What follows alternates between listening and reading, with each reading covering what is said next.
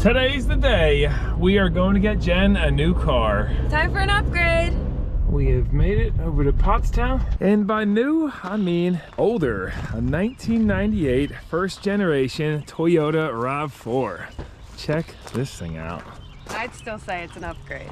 Yeah. This popped up on Marketplace for only $1,100. He says it needs a head gasket, but I'm wondering, you know, maybe it might be something more simple. Look at that. Look how clean it is in here. I know. So let's pop the hood on it. Yes, it has a little bit of, you know, peeling clear coat, but you could probably get this reshot actually with clear coat. This paint, buff that out easily, no problem. These are great cars. You want to grab that hood prop, babe? Back when I was working full-time at the shop, I would see these come in. They never needed anything. Just a top-notch little compact SUV. So we got a newer belt, new alternator, a little bit of valve cover leaking. This is the 2.0, basically the same as the 2.2, more known in the Camry. Let's get the 2 coil packs there, yep. Fresh oil filter. Feels like he had this running before we got here, not a big deal. See, it's got a newer red in it. Yeah, it's actually got pink Toyota coolant too. How about it? And it's up to level, so I don't know. I'm gonna just drive it home, see if it needs a gasket or not. It does have the Toyota battery from 2020. One of the biggest, nicest things is the fresh tires. These are DOT January 2023, 0123. A little bit of feathering on the edge, but tons of meat. Blackhawks. Got good tread. I love on these two that they have the plastic all on the bottom. So even if it starts rotting on the bottoms of these doors, which I'm sure they're not, yeah, like these look fine. But even if they do, you're not gonna see it for a long time. You got the VIN number on all the body panels too. Space-wise, I mean, this is like about the same size as your Civic, but you got plenty more overhead. And it smells so good in here. It really does. Comes factory with the CD player. One complaint I'll say, these cup holders, look at them. They're tiny. And your shifter's in the way, you're not gonna put much there. You got one back here though, so that's sweet. Oh yeah. Let's see if the AC works and if everything else works, but just kind of finishing the tour. Underneath, yeah, fresh tires all around. And underneath, I don't know if you can even see, but she's not rusty and crusty at all. It's actually got the factory exhaust, it looks like. Drum brakes in the back. Probably use a new side marker. That's all faded and ugly. What is this here? Oh, you got a hitch, baby. We can get you, yeah. We can get you a jet ski trailer behind this thing. Well, one feature I don't absolutely love about these is that the back opens sideways. Seems like it'd be convenient, but let's say you have something long, you fold these seats down, they don't go flush, but they do go down. I mean, you drive down with something sticking out the door all the way open, I don't know. Or if you're having a buddy help you load, you know, it's gonna be in the way. So that'd be nice if it opened wider or above, but I mean, it's cool if you're like out picnicking or something. And fire this, and I just had some coffee too. 181,000 miles. There she goes.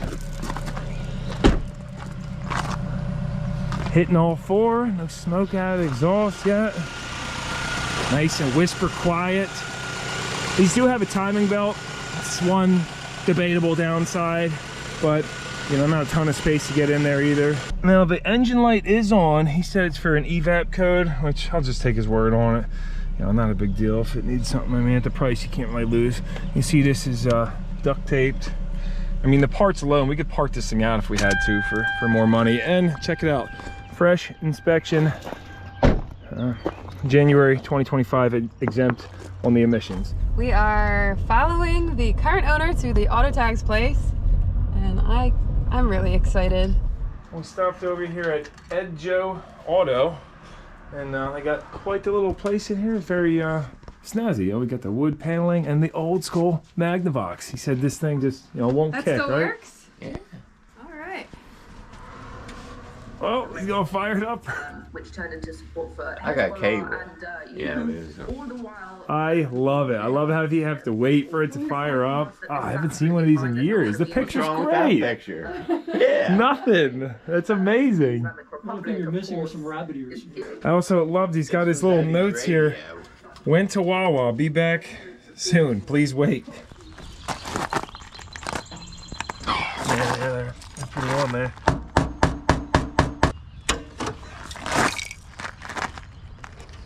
Yes.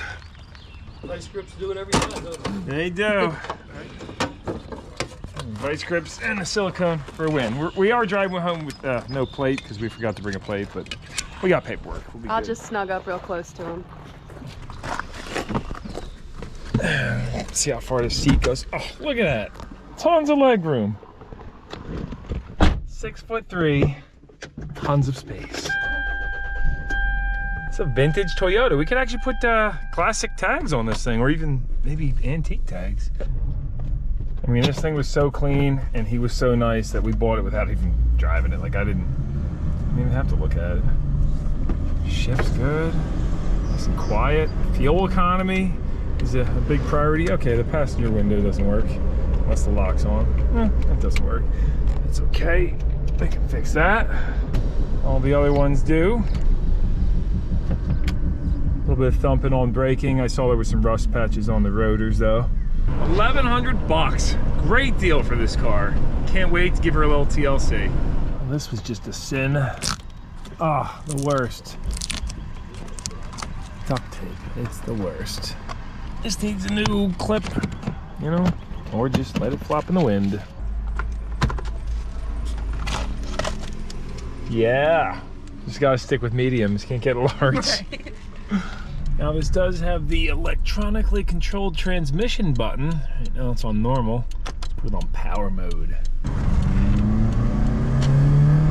Powerful. Sport shifting, baby. Handles nice in the turns. Oh, this thing is great. The rated fuel mileage in these 24, 29 highway.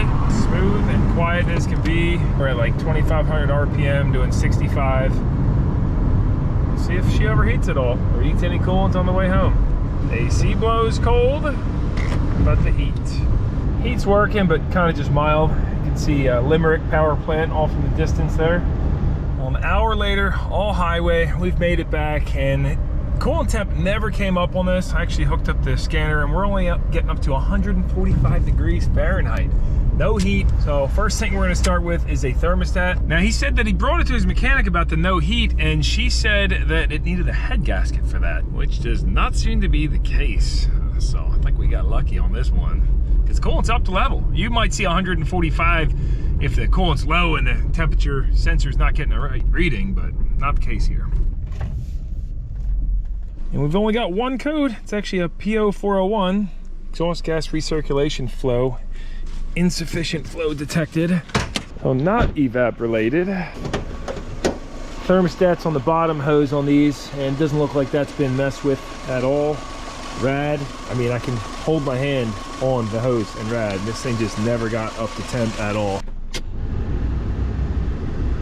Into our heater core hoses, same deal. I mean, they're getting warm, but not hot. Let's start with getting a thermostat. Guys, what do you think of the car? Gotta do your sniff inspections, Goose Man. What do you think? This is your new ride. Oh yeah, he likes it. There was a cat in here though, boy. You might smell that. Says, I don't mind cats. Come on. All right, he loves it. Sniff, sniff, sniff. Wow, this is tight back here when I'm all the way. Can you still sit there when the seat's all the way back? I think so. Kinda. Oh yeah. Not bad. Not bad. I give it the dachshund approval. Spare tire stuff. We have a jack. Oh, we got a Garmin. How about that? Don't see a jack. Turns out it's actually under the passenger seat. Okay, Jen's first time driving.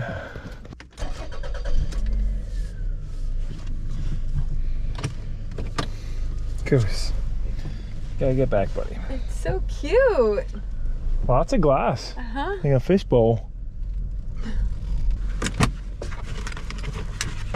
Owner's manual. Gus, is that you that stinks? He did just poop. Oh. I just love this. Yeah? Yeah. All right, Gus, this is your new rig then. It's official.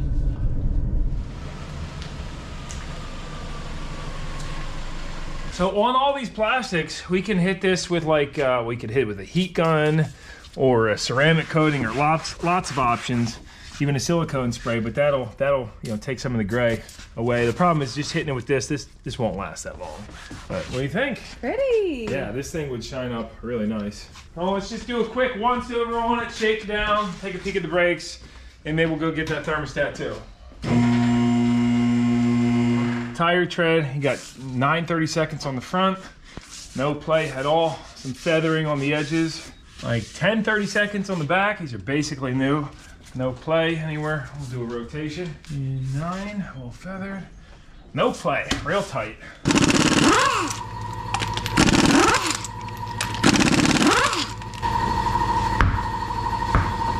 These are definitely aftermarket rotors, and you can see it was parked for some period of time. It's got a nice brake pad mark there. I did feel a little bit of vibration going down the road.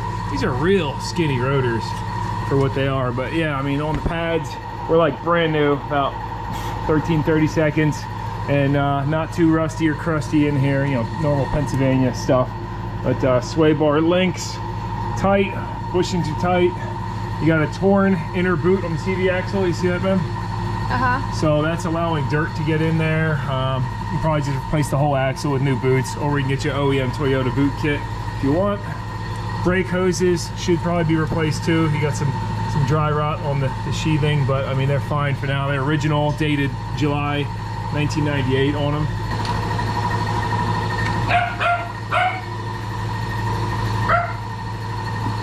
Needs a adjustment on the back. On the back shoes, we're a little bit low, maybe 4:30 seconds, and then like 3:30 seconds over here. They're getting a little bit low. On the wheel cylinders, you pull back this dust boot. You got no brake fluid spilling out on either side. You see inside of your spring, the little limiter, damper, whatever you want to call it, that rusted, kind of fell off just sitting in there. It's fine there, not hurting anything. Same deal over on the passenger side. Still got some life in them. You do have fair bit of rust on these backing plates, but you know, they're okay. You got same deal over here. These brake pad marks, little rust marks. That's what we're feeling when we brake. But the caliper pins aren't jammed up. And stuff. You see how this brake hose, see how the weather stripping's all kind of coming apart? We'll get new ones of those if you want to keep this. You know, that's good because the next layer starts rotting. And yeah, just normal crusty rust, and the inner boot is torn on this side. Sway bar bushing on this side, you can see, is totally shot, but they ain't making noise yet. Oh, link's tight. No leaks at all, completely dry. We do, again, have the Pennsylvania rust. These back in place are shot. It's just what you deal with out here. I can see somebody did one new brake line on it, and they just put a union, ran it back over here, whatever, you know. I mean, the rest of them look pretty good overall. I see some spots. You know, this vehicle is worthy of getting hitting it with some surface shield or oil on the bottom, because, you know, it's not terrible yet, but it's gonna just get worse and worse. And people out west that watch these videos, it's like, just close your eyes, because you guys are lucky you don't have to deal with it. It appears somebody, you know, welded a new hanger on here, painted that up, and this is a new pipe that was welded in. Rear differential not leaking. I'll check all these fluids over. These are original CV axles, 1998. No tears on the boots. See that back hitch, stainless, look beautiful. You go underneath though, and it's rusty, but not structural stuff yet. These are the deals you're looking for. Somebody, you know, first question I asked when I talked to him on the phone is, how long have you owned it for? Said 14 years. That's what you want to hear. You know, if you said, oh, only 6 months or a year, that's when people might be trying to hide stuff, or they had issues and they're trying to get rid of it. And most importantly, just get a good deal so you have cushion for if things go wrong, you're not going to lose your shirt. You know, if we paid $5 grand for this thing, yeah, you better pick it apart and make sure it's a good rig. But at 1100, you just, there's not a lot of room to lose. You could literally park this out and make money right now.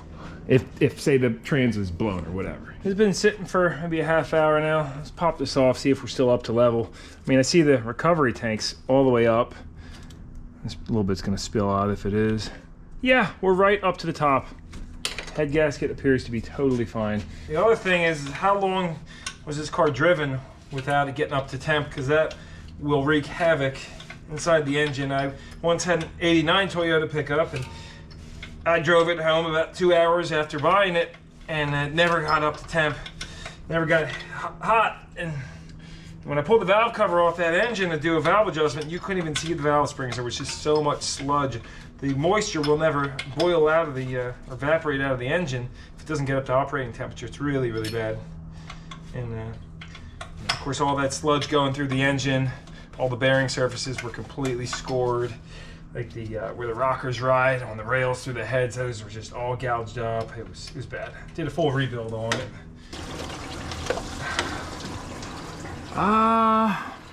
So no, it's not stuck open. Odd, but you know, I mean, based on what I was seeing going down the road, I would have thought it would have been stuck open, but it's probably just worn out. As these springs wear out, I mean, they can open too quick. So we'll go get a new one of these, toss in, and see if that takes care of it. Actually, upon closer inspection and shining a light behind it, I can see some light behind this little seal. It has a rubber seal that has gotten hard. But this is an 82 degrees Celsius thermostat, and I just looked it up. 179 degrees Fahrenheit is what that equates to. So I don't know if somebody threw that in there trying to mask an issue, or who knows, maybe this is what it takes. Jen's gonna go get that thermostat, a seal, and a gallon of antifreeze. She just got back with a Motorrad Ultra Stat, and these actually do take a 180 stat from the factory, which makes sense because it's on the bottom of the engine. You sad? A little bit, yeah. Yeah, this is her first car, so get it cleaned out and listed. We'll have to mention all the fun issues it has. Alright, new stats installed. Let's put our funnel on to easily burp out all the air. See, on these new bottles though, you don't have to pour them the old way, like this, because it actually has a vent going through. Oh look, it's shooting out of the vent now. How about that? If you work on cars daily, a spill-free funnel is the way to go.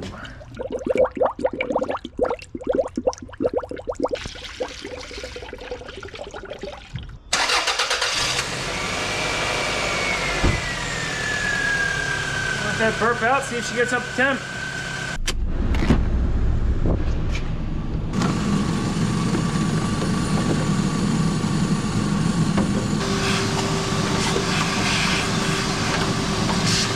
All right, 10 minutes idling and we have hot heat.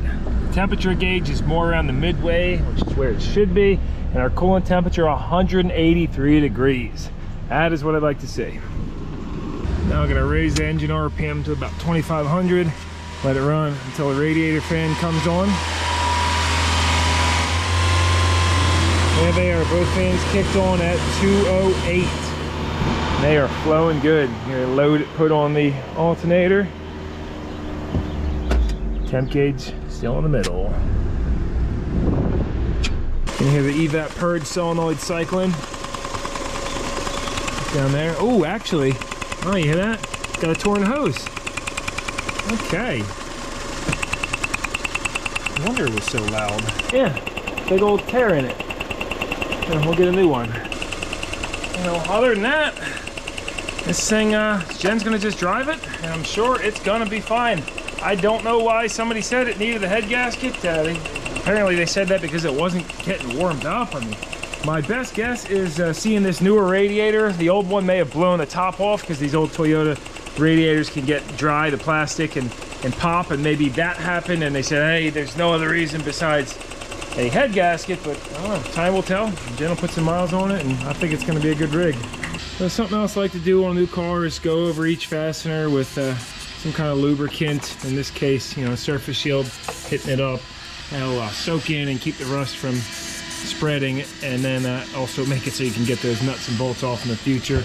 Also go over the battery, disconnect the cables, take them off, clean any corrosion, and then I like to use Bel-Ray waterproof grease on the terminals. but anything will do you. You know, any grease, surface shield, just get it on there. You know, like that hose clamp, you want to be able to take that off in the future? Hit it down.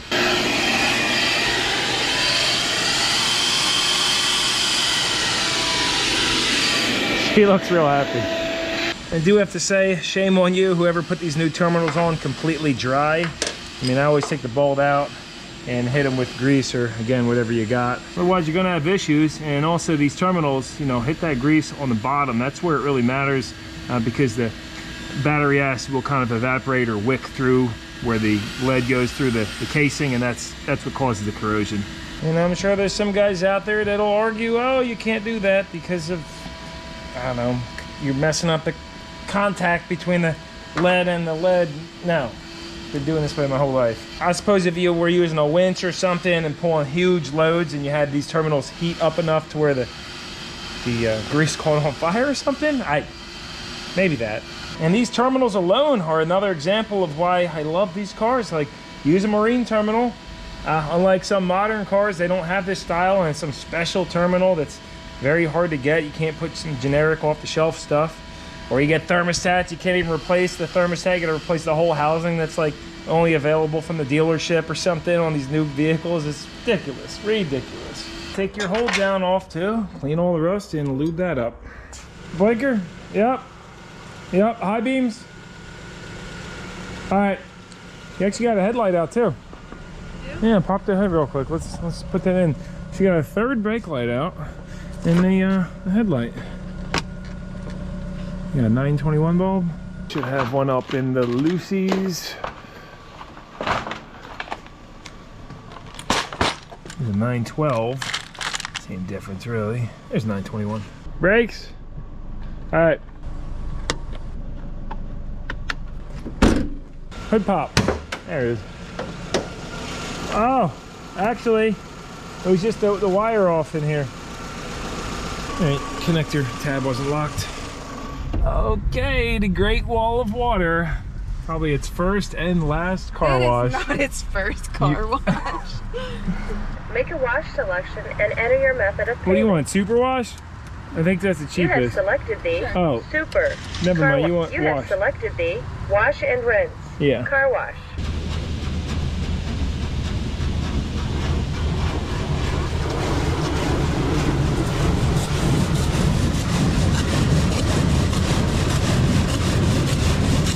That's it? No dry for you. Are you got sure? the budget wash. No.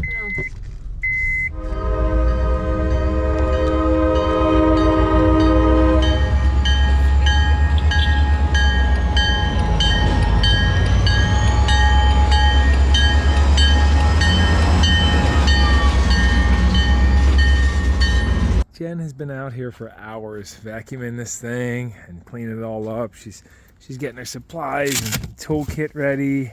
Got her tent, and I just think it's so cute. What you doing down there now, baby? I'm bringing tools to my car. Yeah? Yeah. Oh, look at this. She's getting her toolkit ready. You getting your emergency supplies together? Raiding your toolbox? The basic stuff. Oh, we are next evening, and Jen said the car is not running very well. She went around the block, said it's very sluggish. Oh, you guys can hear that. It's a dead miss. Oh yeah. Well, probably just a spark plug or wire or ignition coil. Hopefully not any kind of engine issue like a broken valve or something. Yeah, that actually happened to her Civic. It busted an exhaust valve. Had a dead miss. So, oh, by the way, timing belt does have a sticker on there. I didn't see it before. 134,000 miles that was done at. So this has got 2 coils down there and wires. Let's do a quick cylinder balance test. Don't do this at home. You could zap yourself. But we're looking for a change. You see how it has a little bit of a shake right now. We're going to see if it stays the same. Oop. So, okay, now that one changes, and you can hear the spark. Oh, there it is. You see, it doesn't change. I don't hear any spark coming from that either. So I don't really have to go any further, but let's see. Yep, shakes more, sparking. Same deal. So now we know it's either the wire or the coil. Coil would be definitely the more likely culprit. It's pretty rare that a wire goes bad, but let's do some swapsies real quick. I just crossed the 2 and 3 wires over. So now we can, if it's long enough, yeah, we can squeeze that over. See if the misfire follows along. And if it does, then it's a bad wire. Oh, still bad. So bad ignition coil or wiring or ignition coil driver, but of course we're gonna just go get a coil for it. In the local parts store had a coil in stock. And we get some plugs and wires as well. You know, I'd love to go OEM on this, but I'd rather get this done tonight. I'll pop the air box off, and that's it right there. I'll just get this connector off, and then it's two 10 millimeters, as you can see right there, but they're on the back. It's a little tighter. And new coil in. You can see the one that came out of there. Definitely an aftermarket. I'm not surprised to see that, because they just don't tend to last as long. And all the spark plugs, you know, they're pretty worn out. See how the tips are kind of like oval and skinnier? The gap's pretty big. Well, there's a brand new plug. A nice round electrode. And listen to that. Purring like a kitten. Nice and smooth. What are the odds that the coil goes out next day after buying this thing? Now, luckily, very easy to diagnose and replace everything on this car. It's nice, you got a mechanical throttle instead of fly-by-wire, drive-by-wire. To wrap this up, we're now a few weeks and over 500 miles later. It has not ate a drop of coolant, so we're good there, running like a top. Jen's new daily. She does plan to do some videos, shining up a plastic, doing the CV axles. I did diagnose the P0401 to be a bad EGR switching valve, which is all the way down on the bottom, kind of hard to get to. So not really a priority right now. Now, we were able to sell her Civic for $1,600 too. So I think I consider this an upgrade too. I mean, hopefully she has better luck with this than she did her Civic, because that thing, you know, it had some problems over the years. So appreciate you guys tuning in. That's her new ride, if you see it in videos, and we'll see you again soon. NNKH2, over out.